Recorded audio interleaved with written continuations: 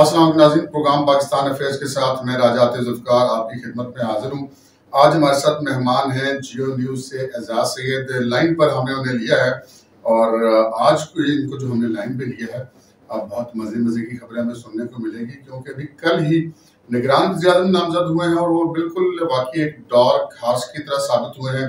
اچانک ہی ان کا نام سامنے آیا اور ایون کل جب ان کی نامزدگی ہوئی تو کل صبح تک ان کے نام کا کہیں کوئی ذکر نہیں ہو رہا تھا نگران وزیر اعظم کے لیے۔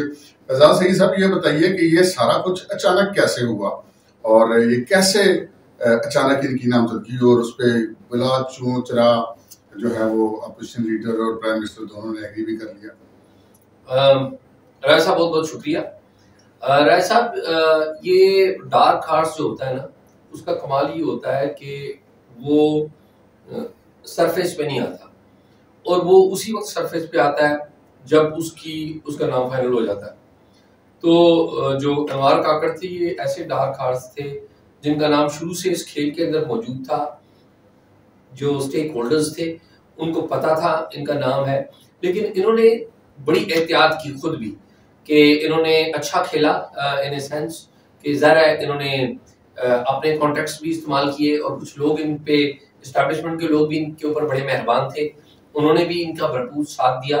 اور لوگ جو ہیں وہ اسحاق ڈار کے اوپر، شہباز شریف کے اوپر، میرے سمیت میں یہ بھی کہوں گا، اور جلیل عباس جیلانی کے اوپر توجہ دیتے رہے، لیکن الٹیمیٹلی ڈارک ہارس جو ہے نکلا۔ کچھ مجھے اس بات کا شک تھا، شائبہ تھا کہ شاید یہ وزیر اعظم نہ بن جائیں، کیونکہ ابتدا میں مجھے اس بات کا علم ضرور ہوا تھا کہ انوار کاکڑ جو ہیں وہ وزیر خارجہ بننے جا رہے ہیں۔ پھر مجھے اس بات کا بھی اندیہ ملا کہ شاید اگر کئی معاملات طے ہو گئے تو شاید یہ وزیر اعظم ہی نہ بن پائیں، لیکن چونکہ چیزیں سارا توجہ کہیں اور پہ مرکوز تھی تو کوئی بھی میرے سمیت اس پہ توجہ نہیں دے سکا، اور ہم نے دیکھا کہ انوار کاکڑ سامنے آ گئے۔ انوار کاکڑ صاحب تو سامنے آ گئے اور نگران وزیر اعظم بھی بن گئے، اب غالباً کل وہ حلف بھی اٹھا لیں گے، لیکن یہاں پہ بہت ساری گفتگو شروع ہو گئی ہے پاکستان بھر میں، بالخصوص اسلام آباد کے جو سیاسی حلقے ہیں ان کے اندر، صحافتی حلقوں کے اندر، کہ یہ کیسے نگران وزیر اعظم ہوں گے۔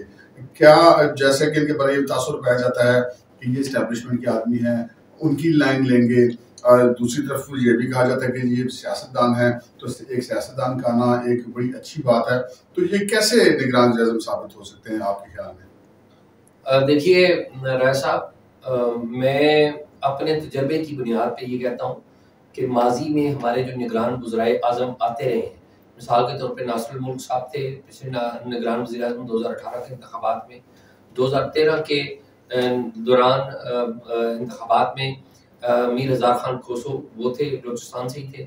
پھر 2008 میں، جنوری 2008 میں جو الیکشن ہوا تو ہم نے دیکھا تھا کہ جو سابق چیئرمین سینٹ تھے اس وقت کے محمد میاں سومرو، وہ نگران وزیر اعظم تھے۔ تو اب تینوں کے ادوار اور تینوں کی جو پرسنالٹی آپ دیکھ لیں، یہ کہنا نہیں چاہیے، لیکن تینوں کوئی اتنے افیکٹو نگران وزرائے اعظم نہیں تھے۔ ان تینوں کی ایج کے مقابلے میں ان کی ایج بھی کم ہے، تینوں کے بنسبت یہ زیادہ انتھوزیاسٹک بھی ہیں، اور میں یہ کہوں ایمبیشیس بھی ہیں، یہ بھی درست بات ہوگی۔ میر ہزار خان کھوسو وہ عمر کے آخری حصے میں تھے، جو ناصر الملک ہیں وہ 60 سال کراس کر چکے ہوئے تھے، آپ کو پتا ریٹائرمنٹ کے بعد کی ان کی تقریباً 64-65 سال کے تھے جب وہ ملک کے وزیر اعظم بنے۔ اور اسی طرح جو محمد میاں سومرو تھے وہ بھی 60 پلس تھے۔ تو یہ وہ والے پرائم منسٹر ہیں جو جن کی عمر 50 سے کم ہے، کم و بیش 50 ہے، تو یہ ایمبیشیس بھی ہیں، ایکٹر بھی ہیں، یہ ان تمام نگران وزرائے اعظم سے مختلف ہوں گے اور یہ پرفارم میں سمجھتا ہوں کریں گے۔ اس کی وجہ یہ ہے کہ اسٹیبلشمنٹ ان کے ساتھ ہے، اسٹیبلشمنٹ کے ساتھ ان کے بڑے گہرے تعلقات ہیں، اور اسٹیبلشمنٹ کی وجہ سے ان کی جو باقی سیاسی جماعتیں ہیں ان کے ساتھ، ان کی لیڈرشپ کے ساتھ بھی انٹروڈکشن ہو چکا ہوا ہے۔ تمام آپ دیکھ لیں پورے ملک میں پاکستان مسلم لیگ نون نے ان کی جو اپائنٹمنٹ ہے اس کے اوپر کوئی اعتراض نہیں کیا، کوئی ایسا نیگیٹو بیان نہیں دیا، بلکہ صدر پاکستان مسلم لیگ نون شہباز شریف صاحب انہوں نے ان کی تعریف کی, انہوں نے کہا کہ جی بڑا اچھا ہو گیا, یہ بڑے زبردست آدمی ہیں, تعریفیں کی ان کی. پاکستان پیپلز پارٹی کے ترجمان نے ان کے حق میں ایک بیان دیا, جو بڑی دو جماعتیں ہیں, جبکہ پورے ملک سے اگر کوئی اعتراض آیا تو وہ سردار اختر مینگل کا اعتراض ہے. یہی بات آپ سے کرنے لگا تھا کہ غیر متوقع طور پہ میرے لیے غیر متوقع بات ہے کہ تقریباً سبھی سیاسی جماعتوں نے ان کی نامزدگی کو سراہا, لیکن ان کی اپنی جماعت جو تھی, آج تو بلکہ ان کا ایک بیان بھی آ گیا کہ وہ پارٹی کی بنیادی رکنیت بھی چھوڑ رہے ہیں, جو باپ ہے اور سینٹ کی ممبرشپ سے بھی استعفیٰ دے رہے ہیں, لیکن جو ان کی اپنی پارٹی ہے اس کے اندر سے اعتراض آ گیا. وہ کیا کہانی ہے یہ بتائیں. دیکھیں, اختر مینگل ان کی اپنی جماعت تو نہیں ہے.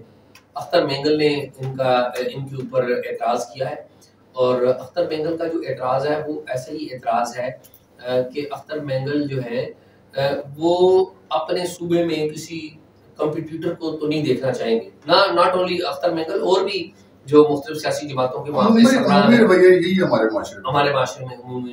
اور اختر مینگل جو ہے, بڑے ادب سے کہوں گا کہ اختر مینگل نے جناب صادق سنجرانی کو تو قبول کیا تھا بطور چیئرمین سینٹ, اور صادق سنجرانی کی اپوائنٹمنٹ کے دوران تو جنرل فیض حمید نے اور جنرل باجوہ نے بڑا وزن ڈالا تھا ایٹ دیٹ ٹائم. ان کو تو قبول کیا تھا, لیکن ان کو قبول نہیں کیا. یہ بھی ایک سوال پیدا ہوتا ہے کہ وہ بھی باپ کے تھے, یہ بھی باپ کے ہیں. ٹیکنیکل تو بات یہ ہے. اچھا, اب سوال یہ پیدا ہے کہ انہوں نے کیوں اس پہ اعتراض کیا. تو میرا یہ خیال ہے کہ اختر مینگل صاحب کو دل کھلا کرنا چاہیے تھا. ان کے صوبے کا کوئی پرائم منسٹر لگائے تو وہ اچھا جیسچر دیتے. مجھے نہیں لگتا کہ اختر مینگل صاحب نے جو اعتراض کیا اس کی کوئی ویلیڈیٹی ہے. ویلیڈیٹی اس لیے نہیں ہے کہ دیکھیں, اگر اسٹیبلشمنٹ کی سپورٹ کے اوپر آپ معترض ہیں تو اسٹیبلشمنٹ کی سپورٹ تو آپ کی پرانی حکومت کو بھی تھی, عمران خان حکومت کو بھی تھی, جس کے ساتھ آپ بیٹھے تھے. نہیں چلتا ہے یا نہیں چلتا ہے ایک الگ ڈیبیٹ ہے. اختر مینگل صاحب عمران خان کو سپورٹ کیوں کرتے رہے؟ عمران خان کے ساتھ اسٹیبلشمنٹ ایک پیج پہ تھی, پھر اس لیے کرتے رہے نا. اچھا, پھر شہباز شریف کو کیوں سپورٹ کرتے رہے؟ اسٹیبلشمنٹ شہباز شریف کے ساتھ تھی. تو اختر مینگل صاحب خود بھی تو کوئی اینٹی اسٹیبلشمنٹ بندے نہیں ہے نا. پرسنالٹی کلیش یہ پرسنالٹی کلیش ہے, کوئی اصولوں کے اوپر یہ اعتراض نہیں ہوا. تو آئی بلیو کہ اختر مینگل صاحب بڑے آدمی ہیں, اچھے آدمی ہیں, اور ان کے دل میں اگر کسی بات کی کوئی وہ ہے تو ختم ہونی چاہیے. اچھا, اب یہاں پہ دو بڑے امپورٹنٹ سوالات پیدا ہو رہے ہیں. ایک سوال تو پیدا ہو رہا ہے الیکشن کے کب ہوں گے, کتنا عرصہ یہ نگران وزیر اعظم رہیں گے, کیا یہ پاکستان کی تاریخ کے سب سے طویل المدت نگران وزیر اعظم ہوں گے. ایک سوال تو یہ پیدا ہوتا ہے کہ یہ کیا الیکشن ٹائم پہ کروا پائیں گے یا ایز سون ایز پاسبل کرا پائیں گے یا نہیں کرا پائیں گے. اور دوسرا یہ سوال پیدا ہوتا ہے کہ یہ جب یہ اب آ گئے ہیں تو جو باقی پارٹیوں کی لیڈرشپ ہے ان کا رویہ اب آنے والی حکومت میں کیا ہوگا, کیونکہ ان کے بارے میں یہ کہا جا رہا ہے کہ جی شاید جب سے یہ حلف اٹھائیں گے تو یہ جو پاکستان کے اندر جو انریسٹ کی پوزیشن ہے, بالخصوص میں اگر کہوں تو پی ٹی آئی کے حوالے سے 9 مئی کے حوالے سے, تو یہ کہا جا رہا ہے کہ شاید ان کی طرف سے رویہ زیادہ سخت ہوگا.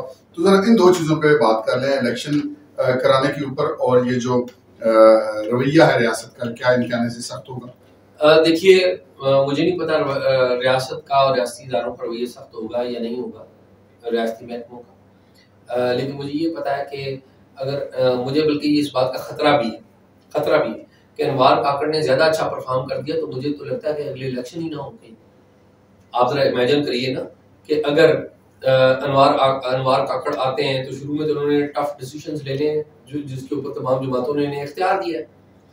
اگر وہ ٹف ڈیسیشنز لے لیتے ہیں اور 6 ماہ کے اندر جو ملک کی معیشت ہے اس کو کسی سمت میں لگا لیتے ہیں اور پھر ہم ڈیویڈنڈ لینا شروع ہو جاتے ہیں, یعنی کہ پرائس ہائک, یعنی کہ مہنگائی میں کمی آنی شروع ہو جاتی ہے, پیٹرول کی قیمتیں نیچے کرنی شروع ہو جاتی ہیں, ڈالر کی قیمت کنٹرول میں آنی شروع ہو جاتی ہے, تو مجھے تو ڈر یہ ہے کہ کہیں یہ نہ ہو کہ پھر آپ کے پاس انوار کاکڑ ہی رہے. مجھے ڈر یہ ہے. ایٹ دی سیم ٹائم میری خواہش یہ ہے کہ پاکستان کی اکانومی کے بارے میں بھی اچھے فیصلے کریں, درست لے کر آئیں, کڑے فیصلے کریں, ضرور کریں, اور ایٹ دی سیم ٹائم اچھی پرفارمنس بھی دیں. اور میں ان سے توقع یہ رکھتا ہوں کہ یہ آئین کے مطابق انتخابات کے لیے اچھا ماحول تیار کریں گے اور انتخابات انعقاد کروا کے جس کو بھی ووٹ ملتا ہے اس کو حوالے کریں. تو وہ جو دوسری میں نے آپ سے بات عرض کی تھی کہ جو رویہ ہے ریاست کا 9 मई के वाक़यात के हवाले से, इनके आने से नरम होगा, वैसे ही रहेगा कि ज़्यादा सख्ती आएगी? लोग कह रहे हैं कि ज़्यादा सख्ती का अंदेशा।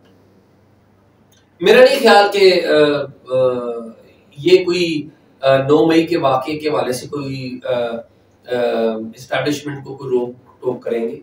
मेरा ये ख्याल है कि इस्टेब्लिशमेंट के साथ ही चलेंगे, बल्कि इस्टेब्लिशमेंट को ये फैसिलिटेट करेंगे। मेरा नहीं ख्याल कि कोई ऐसी प्रॉब्लम होगी इस्टेब्लिशमेंट के पास। तो इस्टेब्लिशमेंट का जो दिल में आए वो करे। इस हवाले से चूंकि शहबाज शरीफ साहब जो हैं वो उनका रवैया कोई इतना ज्यादा सख्त नहीं होता था, आपको पता है, वो जरा संभल के और देखभाल के चलने वाले आदमी थे, तो क्या उनकी निस्बत ये बोल्ड फैसले ले सकते हैं? मेरा ये ख्याल है कि शहबाज शरीफ की निस्बत से शहबाज शरीफ आर्ग्यूमेंट नहीं करते इस्टेब्लिशमेंट के साथ। ये शायद कहीं पे ऐसी चीज कोई हुई जो इस्टेब्लिशमेंट की इमेज के ऊपर कोई क्वेश्चन हुआ, तो ये शायद इस्टेब्लिशमेंट को बताने की कोशिश जरूर करेंगे। बहुत बहुत शुक्रिया एजाज सईद आपका। नाज़रीन, आपने एजाज सईद की बात सुनी कि अब इस चीज़ का खदशा भी है कि अगर जो नए निगरान वज़ीर-ए-आज़म हैं अनवारुल्लाह काकर साहब, इन्होंने बहुत अच्छा परफॉर्म कर दिया तो कहीं ये मुद्दत जो है इनकी ज़्यादा बढ़ ना जाए। लेकिन बहरहाल हमारा जो बुनियादी मामला है, हम पाकिस्तान के अंदर पाकिस्तान की बेहतरी और पाकिस्तान में आइन की सरबुलंदी के ख्वाहिशमंद है। हम भी दुआ करते हैं, आप भी दुआ कीजिएगा। इजाज़त दीजिए, अल्लाह हाफ़िज़।